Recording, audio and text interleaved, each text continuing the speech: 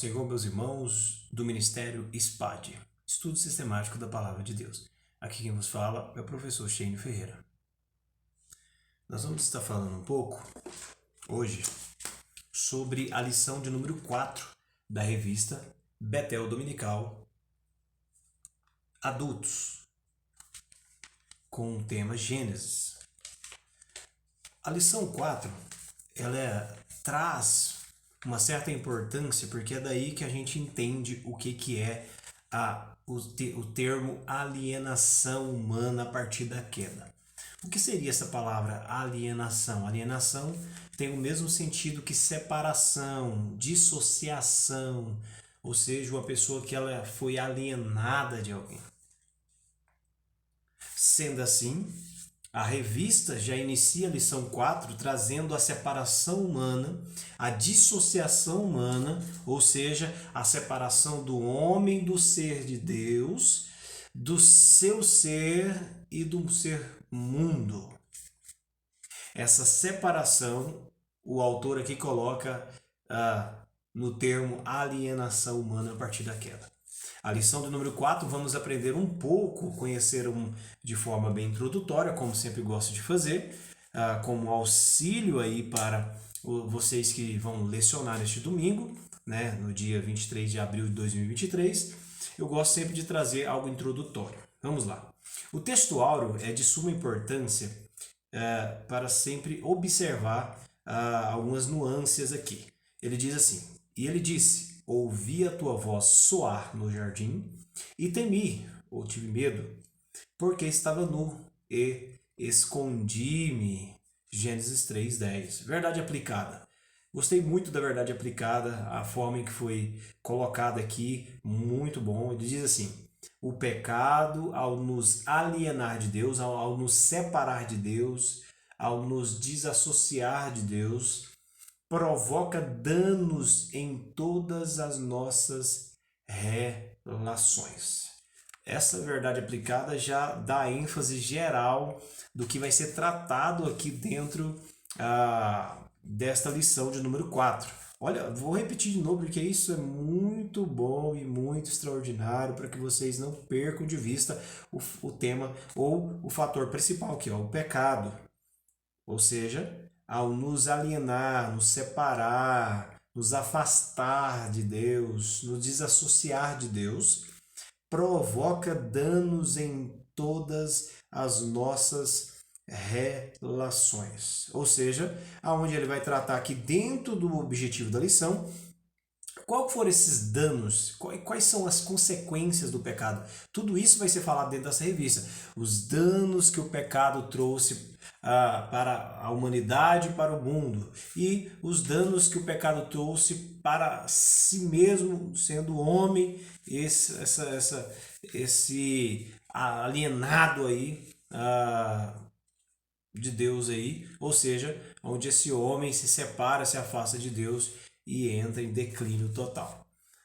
O objetivo da lição, primeiro é citar os efeitos do pecado em relação a si mesmo. Quando fala de citar, fala de mencionar, fazer referência, falar sobre, né?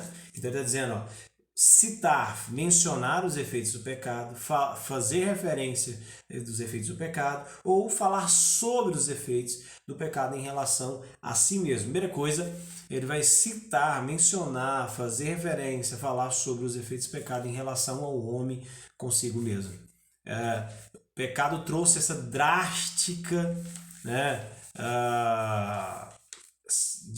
dissociação, ou seja, alienação do homem consigo mesmo na sua perfeição daquilo que Deus criou. Vamos lá. Segundo objetivo da lição é mostrar o efeito do pecado em relação ao próximo. Então, primeira coisa é mostrar o efeito que o pecado teve sobre nós mesmos. Nós vamos ver 3 características principais aqui. Tem várias outras, mas 3 aqui são principais aqui para entendermos aqui sobre fazendo referência aqui sobre os efeitos do pecado em relação a nós mesmos. Segundo, agora, mostrar. O que é mostrar? É apresentar, é exibir, ou seja, o efeito, é apresentar o efeito do pecado em relação ao próximo. O que o pecado afetou? Afetou o nosso relacionamento com nós mesmos. Segundo, afetou o nosso relacionamento com o próximo. A forma em que nós nos relacionamos, primeiro, a forma em que nós vivemos com nós mesmos, ou seja, mostrar esse efeito em relação a nós mesmos, mas segundo, mostrar esse efeito do pecado em relação ao próximo. Terceiro objetivo da lição, falar acerca dos efeitos do pecado em relação a Deus. Esse aqui é o principal, mas esses três são o objetivo central dessa lição. Por isso que eu disse, a verdade aplicada, ela dá a base, ela é o ponto-chave aqui para que nós entendemos que foi por causa do pecado que ao nos alienar de Deus, provoca danos em todas as nossas relações com o nosso próximo, nossas relações com nós mesmos, nossa relação com Deus, né? Texto de referência, Gênesis capítulo 3, que é o texto base para a questão da queda do homem, onde o homem e sua mulher, né, o primeiro casal, ou seja, o que Gênesis 3 aqui vai narrar simplesmente narra a queda do primeiro casal, né, ou seja, dos primeiros seres humanos.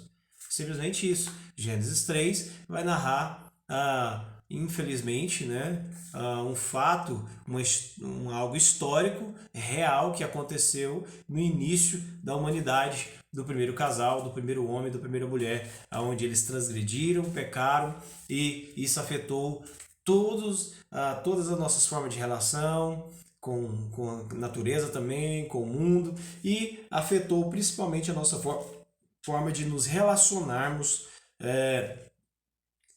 da forma primaz e principal com Deus, né? Então aqui a Gênesis 3 vai narrar essa queda, essa drástica queda, algo que não tem explicação, como diz Bavinck na sua dogmática.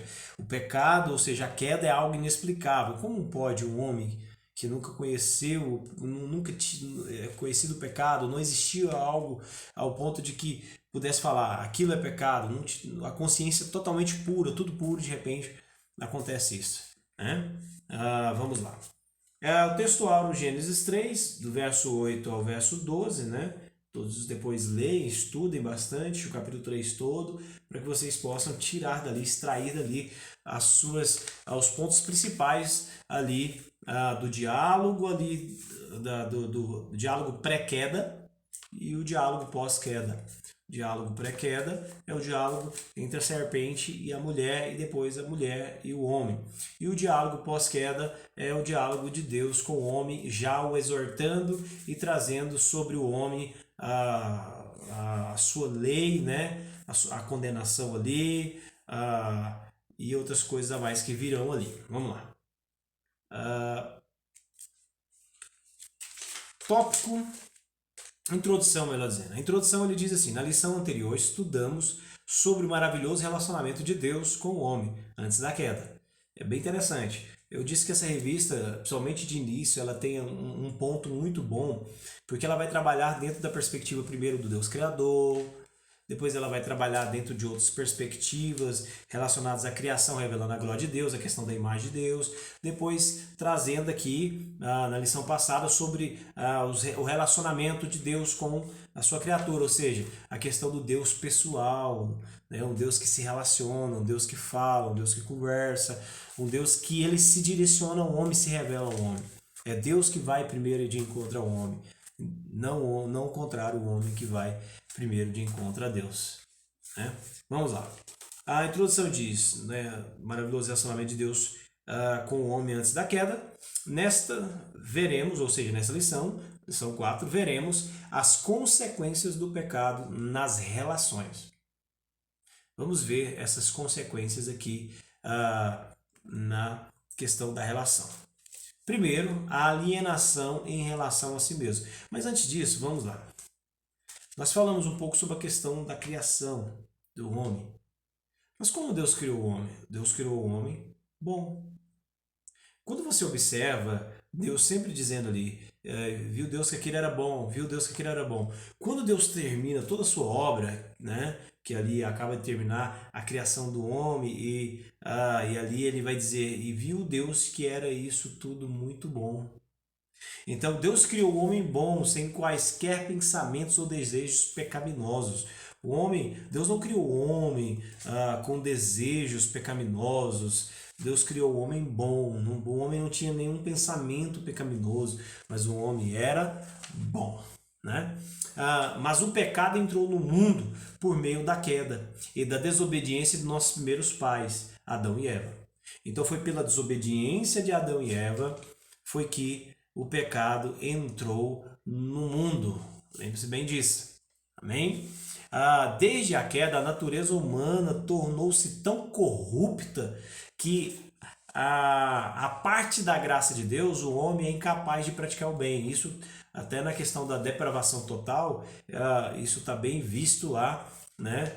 Nesse conceito de depravação total, onde o homem é incapaz, né? O homem, infelizmente, é incapaz de responder a Deus de forma eficaz.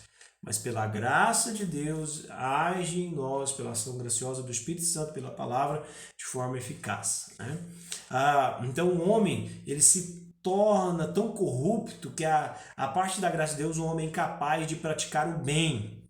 Lembra que Paulo vai dizer, quando eu penso em fazer o bem, ou quando eu quero, ou quando eu penso, ou quando eu vou ali para praticar o bem, o mal eu já pratiquei, né?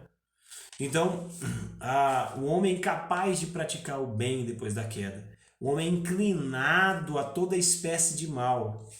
E eu notei algo interessante, uma fala de Agostinho. Agostinho diz assim: nunca entenderemos como uma pessoa que havia sido criada no estado de retidão, sem pecado, pode começar a pecar.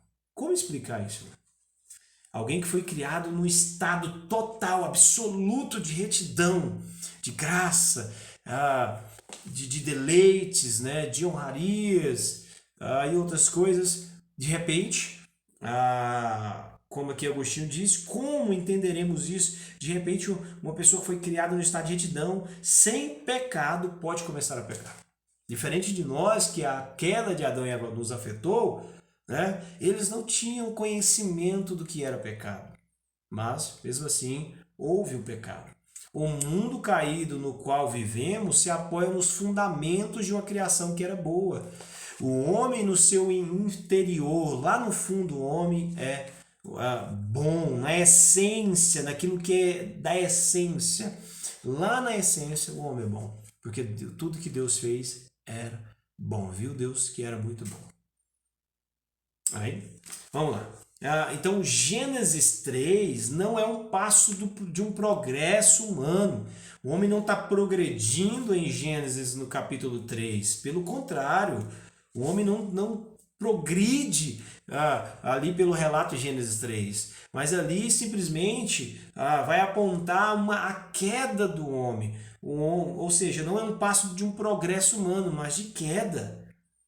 Isso é drástico quando observamos que o homem, no capítulo 3, nos deleites, no Éden, não progrediu. Do capítulo 3 até toda a Escritura e até nós vivemos hoje, na atualidade, nós vemos o homem não progredindo, mas aqueles que não foram alcançados pela graça continuam e lutam contra Deus ao ponto de cometerem todo tipo de atrocidades e bizarrices e outras coisas a mais que distorcem ainda mais e tentam distorcer ainda mais e continuam no pecado e continuam no pecado.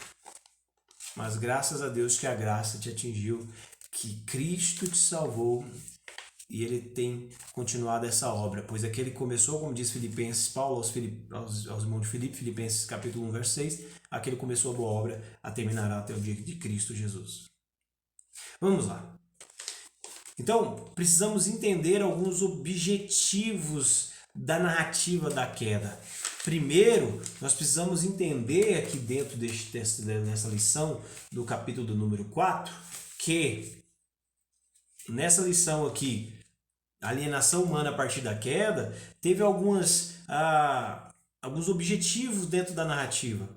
Primeiro, a gente tem que olhar que já na hora que depois da queda, o homem e sua mulher, né, eles fogem da responsabilidade. O homem e sua mulher fogem da responsabilidade, tentando encobrir sua culpa, colocando a culpa em outro. O homem coloca a sua culpa na mulher, a mulher coloca a sua culpa na serpente. Então, nem o homem nem a mulher estavam dispostos a admitir a responsabilidade pessoal na culpa do seu primeiro pecado. O que o homem deveria falar quando Deus o chamou, quando Deus o perguntou, quem te mostrou que estava nu ou algo assim, ele tinha que dizer: Senhor, eu errei, eu não vou dizer a palavra pequei, que talvez eu não saberia dizer isso, mas ele tinha que dizer: Senhor, eu desobedeci-lhe, eu comi da árvore que o Senhor disse que não era para comer, me perdoe ou algo assim, ou a expressão máxima que eles pudessem ali de arrependimento.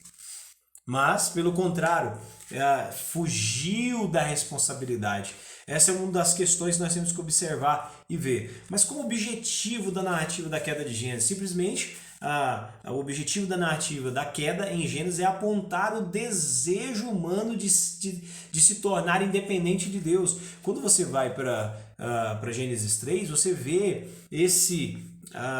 essa forma, esse desejo humano, né, de tentar ali, de tomar, melhor dizendo, de se tornar independente de Deus, de se emancipar de Deus.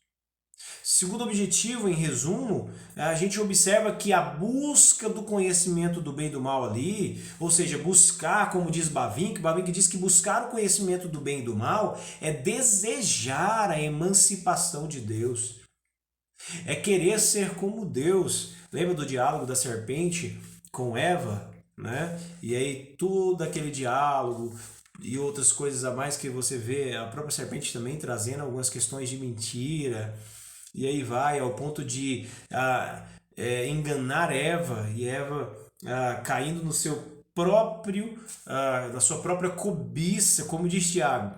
Nós caímos pela nossa própria cobiça. Deus não tenta o homem. O homem é tentado e atraído pela sua própria cobiça, concupiscência. A serpente veio, induziu Eva, mas ela escolheu pecar. A serpente não forçou ela a pecar. Ela escolheu de livre e espontânea vontade emancipar-se de Deus e depois do homem. Amém? Outro ponto de importância também da gente ver, dentro desses objetivos, é que outro objetivo ali é mostrar que o pecado arruinou toda a criação. O pecado arruinou toda a criação, convertendo sua justiça em culpa, sua santidade em impureza, sua glória em vergonha, sua bem-aventurança, né, em miséria, sua harmonia em desordem. Ali a harmonia que tinha agora pelo pecado se torna de total desordem. E a luz que refletia ali, que brilhava, estava sobre o homem, agora se torna em trevas. Então, um desses objetivos é mostrar que o pecado arruinou toda a criação. Então, dentro desses três objetivos, sobre que o Gênesis aponta o desejo humano de se tornar independente de Deus, que o conhecimento do bem e do mal é desejar emancipar de Deus, e que o pecado arruinou toda a criação, né? A gente observa que uma famosa pergunta que talvez alguns fazem: Deus criou a possibilidade do homem pecar? Isso é uma pergunta bastante interessante, hein? Deus criou a possibilidade do homem pecar? Eu gosto muito da expressão de Bavinck, em uma das suas dogmáticas reformadas. Ele diz assim, Bavinck expressa assim, essa pergunta de forma bem teológica. Ele diz assim, vamos lá: quando trata da origem do pecado, entenda isso, se for preciso você ouça 10 vezes para você entender, ou anote. Quando trata da origem do pecado, a Escritura sempre nos aponta na direção da criatura, né? Por esta razão, porém, ela nunca é isolada do governo de Deus, nem excluída do seu conselho. Nada sai da vontade de Deus. Mesmo, uma vez eu vi alguém dizendo, mas Deus permite. Permissão só é permissão pela vontade de quem decidiu permitir. Então entenda isso. Vamos lá. Nem excluída do seu conselho. Ao contrário, é o próprio Deus que, de acordo com sua revelação especial, criou a possibilidade de pecar. Vamos entender isso aqui. Ele não somente fez a humanidade de tal forma que poderia pecar, mas também plantou a árvore do conhecimento do bem e do mal no jardim. Então Deus criou o mal? Não, entenda, vamos entender. Confrontou Adão com a opção moral por meio do mandamento probatório. Vamos começando a entender aqui, ó. Havia um mandamento probatório. Deus colocou uma questão de escolha, de livre decisão para o homem decidir. Você pode ver que ele coloca a árvore do conhecimento do bem e do mal e traz uma única lei sobre o homem. De todas as árvores podereis comer livremente, menos de uma que está no meio do jardim. Essa não podereis comer, porque no dia que dela comer, morrerás. Então, o mandamento probatório aqui, isso é bem interessante, vamos lá de novo. Deixa eu colocar aqui para não perder aqui. Ele não somente fez a humanidade de tal forma que poderia pecar, mas também plantou a árvore do conhecimento do bem e do mal no jardim. Confrontou Adão com uma opção moral por meio do mandamento probatório, cuja decisão teve a maior influência para si mesmo e para toda a sua posteridade. O homem decidiu. E, finalmente, até mesmo permitiu que a mulher fosse tentada pela serpente. O próprio Deus permitiu isso aí. Como diz bem Bavinck, que Bavinck está aplicando de forma bem teológica, filosófica, grandiosamente, explicando muito bem isso aí. Foi decisão de Deus colocar a humanidade. E aqui ele termina com um ápice. Foi decisão de Deus colocar a humanidade no caminho perigoso da liberdade, em vez de elevá-la por um simples ato de poder, acima da possibilidade de pecado e morte. Agora, procurar entender ainda mais isso, aí você vai ter que lá no céu perguntar para Deus, ou seja, na Nova Jerusalém. Mas Deus colocou esta liberdade e esta mandamento probatório justamente para que o homem entendesse que ele sem Deus para o conduzir, né? Que o homem, quando ele decide se alienar, ou seja, se emancipar, perder, se separar-se de Deus, do ser de Deus, do seu ser, de si mesmo e do mundo, ele encontrará e ele causará, melhor dizendo, ruína em tudo aquilo que ele pisa ou está ou toca. Amém? Então, deu para entender esse pedaço? Uma forma de introdução bastante boa aqui, colocando algumas ênfases de Bavinck. Bavinck é um pouco difícil de compreender, tá, irmãos? Por alguns aí, que talvez está aí, com certeza compreende muito bem aí as dogmáticas reformadas de Bavinck. Mas vamos lá.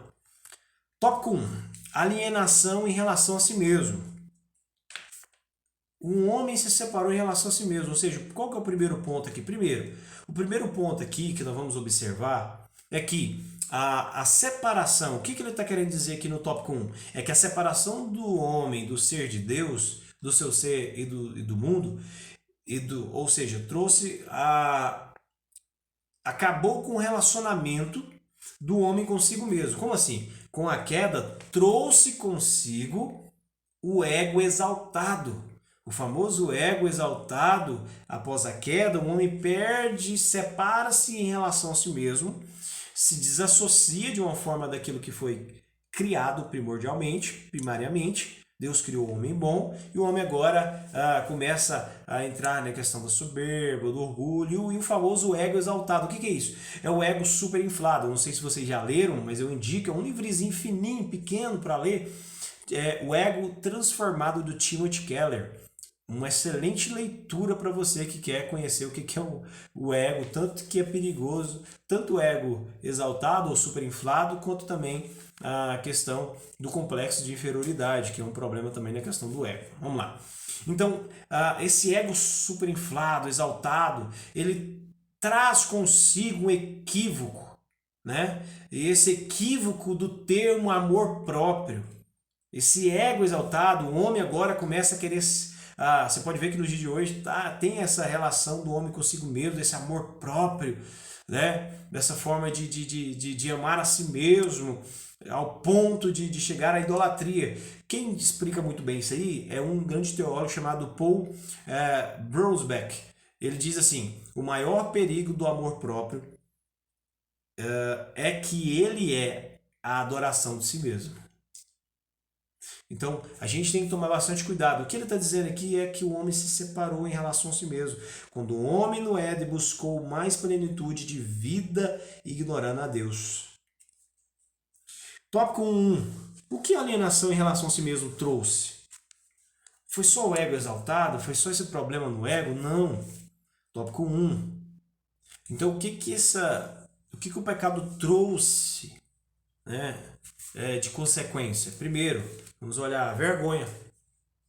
Depois deles terem pecado, o efeito imediato foi tremendo desapontamento. O homem teve esse tremendo desapontamento. Em relação ao quê? Em vez de se sentirem iguais a Deus, como a serpente havia predito, não, porque vocês serão como Deus. Deus sabe que no dia que vocês comerem, vocês serão como Ele. Olha a indagação da serpente, né? Tentando o primeiro casal ali, né? E o que acontece nesse desapontamento, né? Em vez de se sentir igual a Deus, como a serpente havia predito, foram dominados por um profundo sentimento de vergonha. Quando a própria Escritura vai dizer, perceberam que estavam nus. Mas espera aí, eles não estavam nus antes? Sim. A questão é que antes já tinham consciência da sua nudez, mas não conheciam o sentimento de vergonha. Porque o sentimento de vergonha veio após o pecado. A queda trouxe o sentimento de vergonha.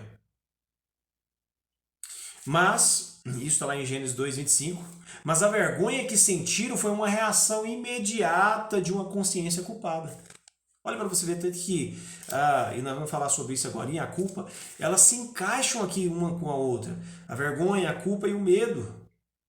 O pecado ali, a queda traz sobre o homem. Eles abrem agora os olhos de ambos, se abrem e percebem que estavam nus, vão cozer ali folhas de figueira, né, e tal, para tampar a sua nudez, né? E todos já conhecem o texto, mas eles não antes eles já tinham essa consciência da sua nudez, mas não conheciam o sentimento de vergonha. Porém, a vergonha que sentiram agora, no momento que eles caíram, foi uma reação imediata de uma consciência culpada. Você já percebeu isso? Quando você sente aquela vergonha, aquela ânsia, aquela culpa pelo pecado? Vamos lá. Segundo, tópico 1.2, a culpa. O homem antes da queda vivia em maravilhosa liberdade de nunca haver sentido culpa. Como é que é essa questão? O que é esta culpa? A culpa, como diz um grande poeta, diz que a culpa é o maior de todos os males, né? Ou seja, o maior de todos os males é a culpa. Disse esse certo poeta. Mas a culpa transforma o sentimento em punição.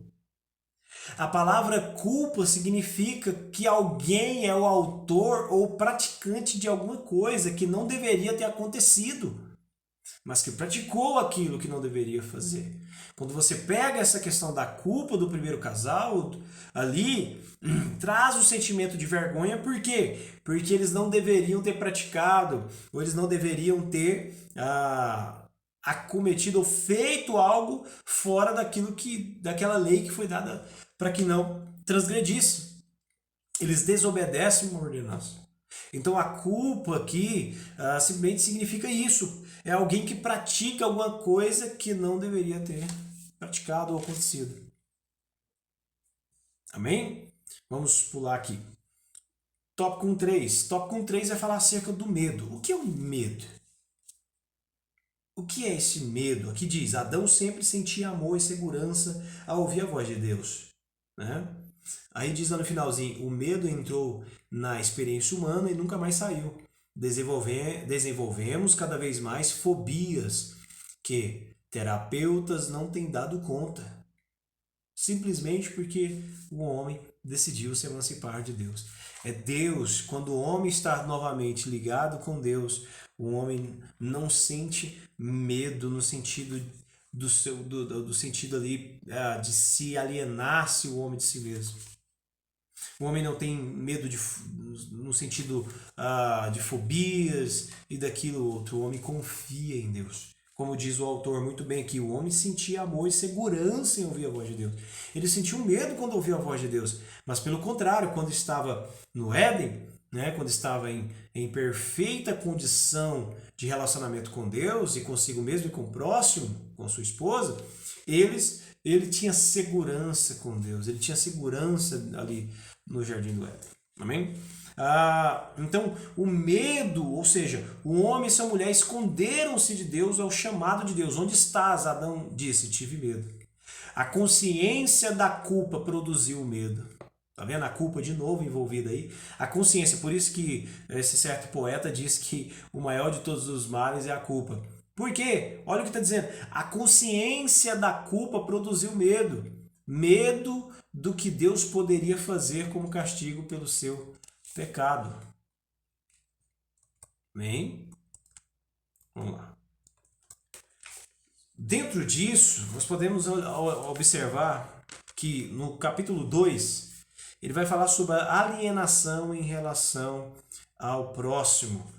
Aqui simplesmente vai trabalhar dentro da perspectiva da falta de responsabilidade pessoal entre eles, né? Onde um tenta encobrir a sua culpa, jogando a culpa um para o outro. Dentro disso, dentro dessa transparência de responsabilidade, ou seja, onde o autor vai dizer que a culpa que Adão sentiu, alienação consigo mesmo, fez ele responsabilizar sua mulher pelo erro, alienação com o próximo. É por isso que o capítulo 1 é alienação consigo mesmo, ele foge da responsabilidade, ele tem agora vergonha, ele sente culpa, ele sente medo e outras coisas a mais que vai acontecer, depois vocês lerem um texto. E dentro disso a gente vai ver que ele transfere a sua responsabilidade para o próximo. Então ele se separa, ele tem a sua dissociação em relação ao próximo. Tá?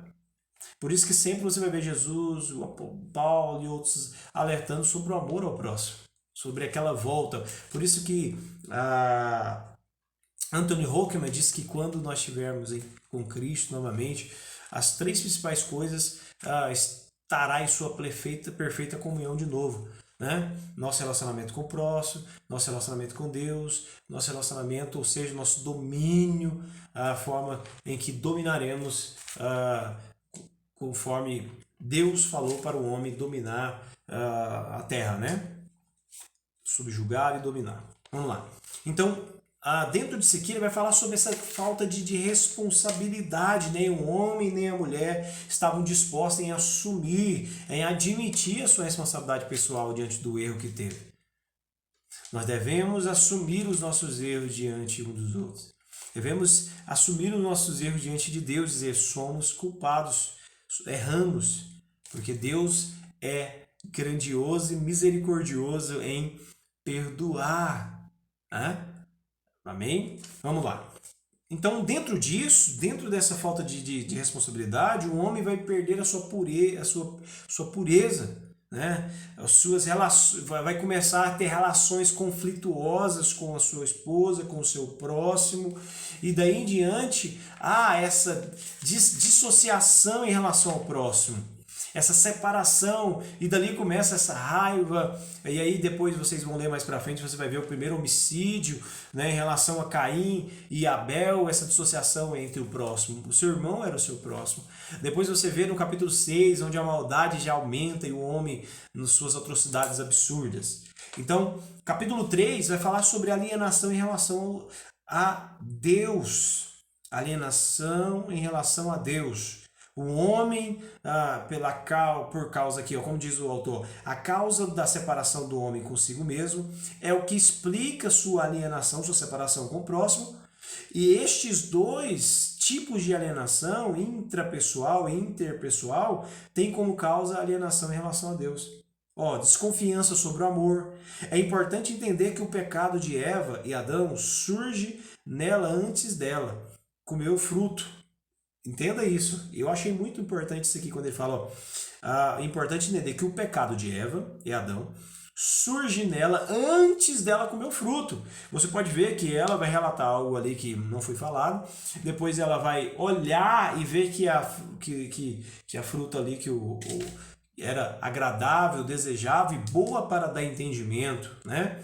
Então nós vamos dizer isso aqui, ó, antes dela comer o fruto ali, Tiago vai ensinar isso, que o pecado nasce no desejo, bem antes da prática. Tiago vai dizer isso muito bem no capítulo 1, verso 13 a seguir. Ele diz que Deus não tenta o homem, e nem pode ser tentado por ninguém. O homem é tentado e o homem cai no seu próprio desejo. O homem vai desejando até que aquele desejo gera a morte, e aí acontece o que aconteceu aqui com o primeiro casal. Né? O pecado nasce do desejo, bem antes da prática. As pessoas acham que elas vão cair no adultério. Não, elas já acham que vai chegar e cair. Não, elas vão desejando aquilo, vai desejando aquilo, vai desejando o outro, vai desejando o outro. De repente cai. Quando a pessoa quer cair nas drogas, vai desejando aquilo. E outras coisas a mais. Todo tipo de pecado é um desejo, você vai desejando. E esse desejo é um desejo de se emancipar de Deus. É como dizer, eu não preciso mais do Senhor, agora eu serei como o Senhor. E isso é perigoso, isso traz orgulho. Alguns colocam aí que o próprio Satanás caiu nessa questão do próprio orgulho, né? Onde se imagina assim e também tem a queda ali. Né? Quando a Eva desejou o fruto proibido e interiormente decidiu comer dele, já concebeu o pecado. E o pecado concebido gera a morte. Bastava-lhe a chance de consumação. Ela consumou o pecado. Mas para ele decidir isso dentro dela, teve primeiro que desconfiar do amor de Deus. Foi exatamente o que Satanás lhe sugeriu. Se Deus realmente amasse você, não lhe privaria deste prazer e conhecimento. Ou seja, aqui ele faz uma colocação dentro da parte quando o diabo no diálogo ali, a serpente no diálogo com Eva, parece fazer essa mesma colocação. Não que isso aqui esteja bem escrito lá, mas o conceito está bem colocado aqui, bem na revista. Muito boa essa parte também. Se realmente Deus amasse vocês, não privaria vocês deste prazer e conhecimento. Isso a gente vê isso no mundo.